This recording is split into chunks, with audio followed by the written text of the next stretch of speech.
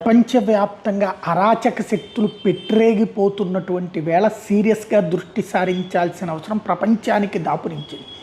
ఉన్నట్టుండి కాల్పులు జరిపేవాళ్ళు ఎందుకు జరుపుతున్నారో తెలుసు ప్రభుత్వాలకి, పోలీసులకి. పట్టుకున్నప్పుడు, దొరికినప్పుడు వాళ్ళ నుంచి సేకరించిన సమాచారం ఒకళ్ళకొకళ్ళు పంచుకుంటారు కూడా.